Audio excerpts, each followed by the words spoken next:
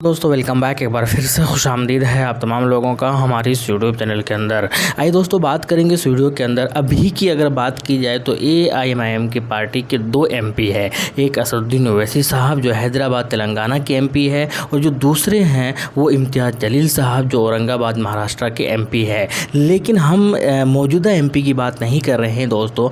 आने वाले लोकसभा चुनाव जो कि 2024 के अंदर होने वाले हैं, बहुत ज़्यादा दिन नहीं बचे हुए हैं, मात्र 1 साल और बीच में है 2023, उसके बाद 2024 के अंदर चुनाव होंगे। लेकिन हम बात करेंगे कि दोस्तों इस बार जो है जब चुनाव होगा तो AIMIM पार्टी के ना सिर्फ 2 MP होंगे बल्कि ये 2 MP बढ़कर 4 MP जो है वो बनते हुए बआसानी नज़र आ रहे हैं। हालांकि कितने सीटों पर लड़ेंगे MIM की पार्टी लोकसभा चुनाव में ये अभी तक फैसला नहीं हुआ है, ज़्यादा भी सीटों पर लड़ सकते हैं। लेकिन कुल मिलाकर जो है इस बार 4 MP 4 जगहों से जो है वो जीतते हुए नज़र आ रहे हैं। कौन कौन से वो एक एक करके देखते हैं दोस्तों। सबसे पहले हम बात करते हैं वो अख्तरुल ईमान साहब के बारे में। अख्तरुल ईमान साहब पिछली बार जब 2019 का लोकसभा चुनाव हुआ था तो वहाँ पर भी MIM ने उनको एज उम्मीदवार बनाया था किशनगंज बिहार से, और हुआ भी ये बहुत अच्छा परफॉर्मेंस भी दिया दोस्तों। मैं आपको बता दूं कि मौजूदा समय में अख्तरुल ईमान साहब जो है वो बिहार के विधायक है MIM पार्टी की तरफ से,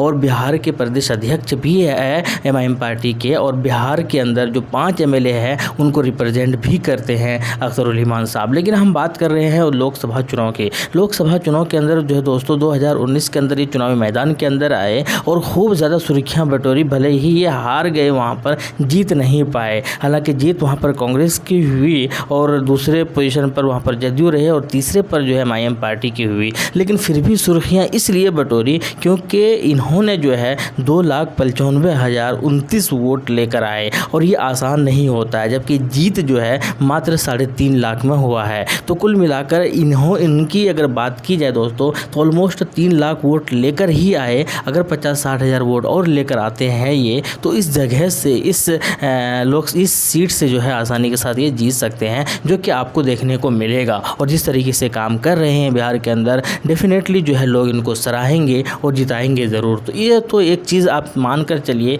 कि जो किशनगंज वाला सीट है ये अब अख्तरुल ईमान साहब के कब्ज़े में होंगी और MIM पार्टी के कब्ज़े में होंगी लोकसभा चुनाव की अगर बात की जाए तो। इसके अलावा हम बात करते हैं दोस्तों दूसरा जो उम्मीदवार दूसरे जो MP बनेंगे MIM पार्टी के, वो है, मैं आपको बता दूं कि वो है औरंगाबाद के इम्तियाज़ जलील साहब। इस बार जब 2019 के अंदर चुनाव हुआ था दोस्तों तो 3,89,042 वोट लेकर आए थे ये पहले मुकाम पर, जबकि दूसरे नंबर पर लाने वाले शिवसेना 3,84,550 वोट लेकर आए। यानी कि कुल मिलाकर बहुत ही कम मार्जिन के साथ 0.28% मार्जिन के साथ इनकी जीत भले हुई है। लेकिन इन्होंने जिनको हराया है वो काबिल तारीफ़ इसलिए हो रही थी क्योंकि शिवसेना जो कई दशकों से जीतते हुए आ रहे थे जो पार्टियां, उनको पहली बार MIM ने वहां पर टिकट दिया MIM पार्टी ने और वहां पर उनको हरा दिया। तो कुल मिलाकर इसलिए सुर्खियां बटोरी। भले ही ये जीत थोड़ी सी छोटी और कम मार्जिन से हुई थी, लेकिन अब जो है ये काफ़ी ज़्यादा सुर्खियाँ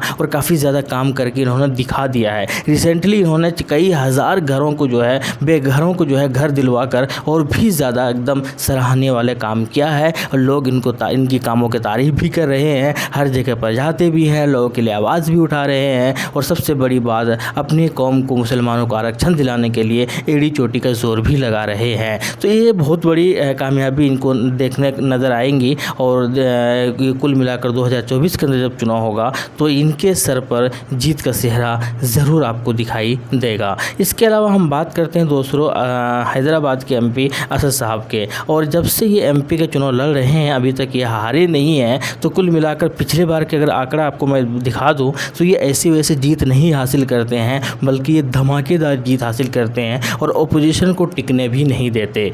तो मैं आपको बता दूं कि इस जगह हैदराबाद जो तेलंगाना के अंदर है, तो ये जो लोकसभा सीट है यहाँ से पिछले बार यानी कि 2019 के अंदर असदुद्दीन ओवैसी साहब चुनाव लड़े, और इनकी जीत के जो मार्जिन थी विन मार्जिन है, तो मैं आपको बता दूं ये 16% के आसपास है, जो कि बहुत ही ज़्यादा होता है। अगर नंबर की बात की जाए, आंकड़े की अगर बात की जाए दोस्तों, तो असदुद्दीन ओवैसी साहब 5,17,471 वोट लाकर जीत हासिल करते हैं, जबकि दूसरे पोजीशन पर जो है BJP के एक साहब है और वो मात्र 2,35,000 यानी कि इनके आधे भी नहीं ला पाते हैं। तो किस तरीके से आप आप देख सकते हैं किस तरीके से दबदबा है इनका, और ये दबदबा लगातार बरकरार है और आगे भी बरकरार रहेगा इंशाल्लाह। तो कुल मिलाकर ये तीनों एमपी जो है आपको बनते हुए नज़र आएंगे। चौथा जो है वो हालांकि उस सीट के लिए अभी तक एमआईएम ने कोई घोषणा नहीं किया है, लेकिन वो जो जगह है वो जो लोकसभा सीट है वो आपको बहुत जल्द पता चल जाएगा कि उस जगह से